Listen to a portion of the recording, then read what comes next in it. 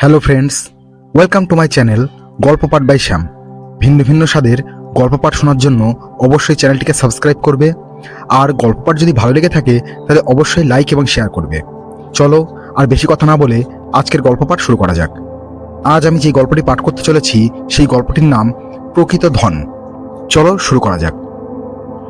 সরোজের ছোট্ট ব্যবসা, সাধারণ মধ্যবিত্ত পরিবার, বিধবা মা ও স্ত্রী পুত্রকে নিয়ে তার ছোট্ট সংসার। আর্থিক প্রাচুর্য না থাকলেও ছোট্ট সংসারে আনন্দ আছে। শ্বশুর বাড়িতে গেছে স্ত্রী পুত্রকে নিয়ে, বিকেলেই ফিরে আসে সরোজ। স্ত্রী পুত্র যেখানে রয়েছে উৎসব উপলক্ষে কয়েকদিন থাকবে।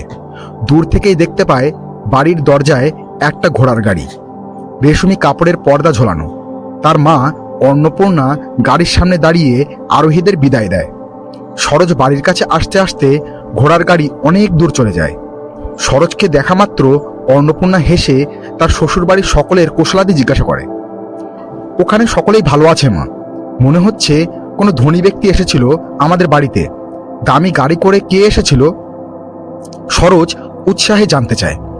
পুত্রের প্রশ্নে অন্নপূর্ণা ক্ষণকাল নীরব থেকে বলে, ও কোনো লোক নয়, একজন মহিলা আমার কুশলাদি জানতে এসেছিল, ছোটবেলাকার বান্ধবী ইন্দুমতি। মা, তুমি তো আগে কোনোদিন এরকম ধনী বান্ধবীর সম্বন্ধে বলনি। সরোজ আশ্চর্য হয়ে মাকে জিজ্ঞাসা করে। এক সময় আমরাও ধনী ছিলাম, ক্রমশই যেন আমাদের ভাগ্যের পরিবর্তন হয়। তোমার পিতার হঠাৎ মৃত্যু হওয়াতে সবই ভেঙে যায়। কারোর দোষ না দিয়ে বলি, আমারই দুর্ভাগ্য হয়তো। আমাকে নিয়ে সেই দুঃসময় কাটিয়ে উঠে আজ ভাগ্য যেন ফিরে পেয়েছি। এখন আর অসুবিধা কোথায়? অন্নপূর্ণা বলে। সরোজের 8 বৎসর বয়সে তার বাবা মারা যায়। আত্মীয়রা দেখাশোনার নামে সব আত্মসাৎ করে। বাড়ি ছেড়ে কুড়ে ঘরে এসে মাথা গুঁজতে বাধ্য হয়। কুড়ে ঘরের আশেপাশের নারকেল গাছের পাতা, ছোবড়া, নারকেল সরোজ বিক্রি করে ঘুরে ঘুরে। আর তার মা 3-4 বাড়ি কাজ করে প্রথমে তারা নিজেদের সামলে নেয়।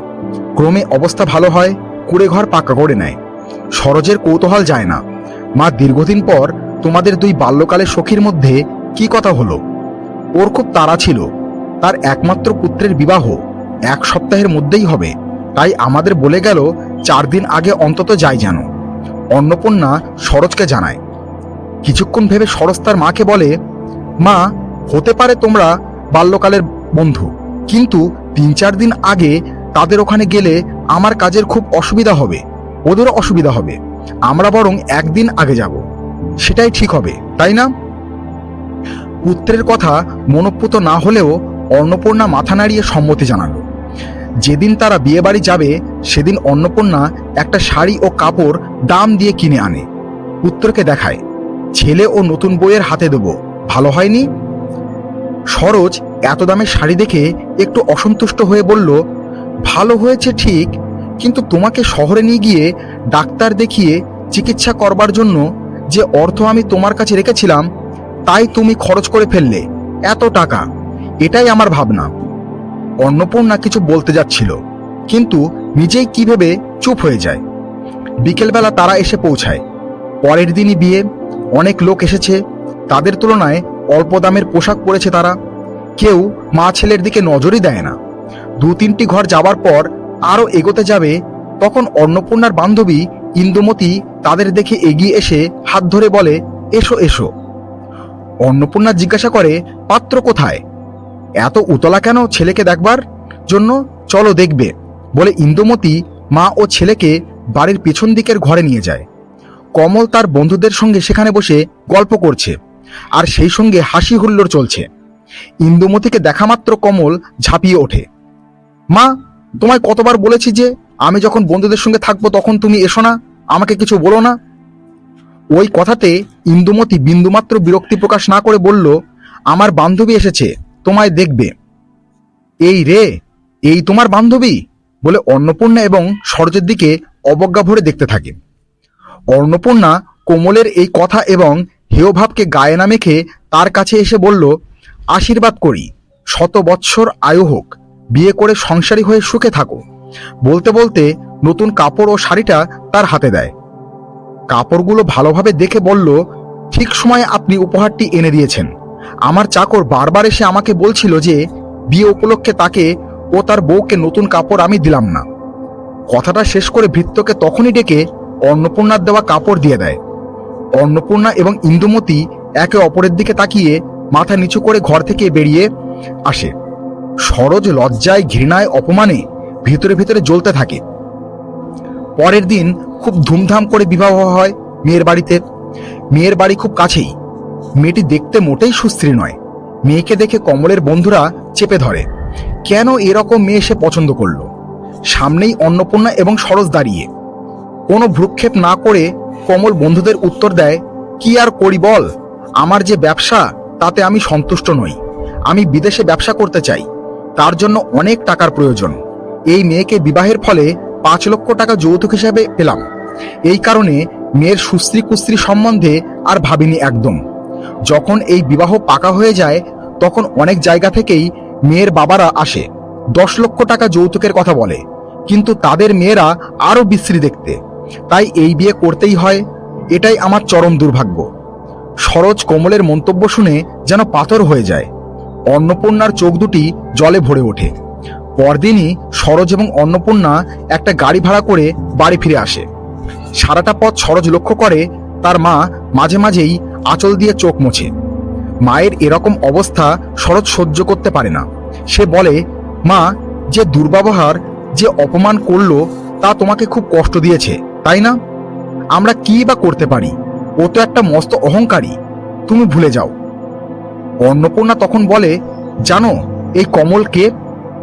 নিজের দুঃখ চেপে সরোজকে প্রশ্ন করে।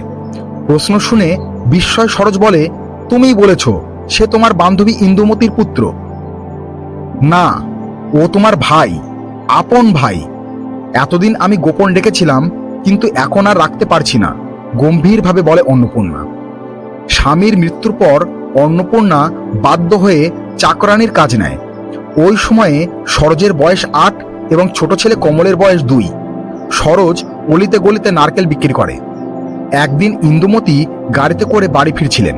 প্রচণ্ড গরমে জ্ঞান হারিয়ে ফেলে। তা দেখে গারোয়ান ভয় পেয়ে অন্নপূর্ণার কুড়ের সামনে গাড়ি থামিয়ে তার সাহায্য চায়। সরোজ সে সময়ে ডাব বিক্রি করে ফিরছে সবে। সে ডাব কেটে তার জল ইন্দুমতির চোখে মুখে ছিটিয়ে দেয়। জ্ঞান ফিরে এলে ডাবের জল দেয় খেতে। বিকেল পর্যন্ত বিশ্রাম নিয়ে সে সুস্থ হয়ে ওঠে। ছোট্ট সরোজ যেন তার কাছে তখন ভগবান। যাবার পূর্বে ইন্দুমতি অন্নপূর্ণাকে আড়ালে নিয়ে গিয়ে বলে, তোমার পুত্র আজ আমার প্রাণ বাঁচালো। আমার কোনো সন্তান নেই, আমি দত্তক নিতে চাই।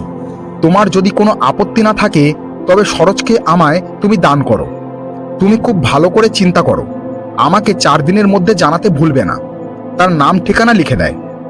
সরোজ বড় হয়েছে, আমায় অনেক সাহায্য করে, সে আমার অনেক কাজ করে দেয়। ওকে দিয়ে দিলে আমার খুব কষ্ট হবে। ছোট ছেলে কমলকে এখন এই অবস্থায় পালন করতে আমি পারছি না ঠিক মতন। আমার বুক ফেটে যাচ্ছে বলতে, তবুও যদি তুমি নিতে চাও তবে কমলকেই নাও। এখন থেকে নিলে তার ভবিষ্যৎ জীবনটাও ভালো হবে। অন্নপূর্ণা বুক ভরা কান্না নিয়ে বলে ইন্দুমতিকে। ইন্দুমতি সম্মত হয়। অনেক ভেবে পরিকল্পনা করে অন্নপূর্ণা সকলের কাছে জানাবে যে সে কুম্ভ মেলায় যাচ্ছে।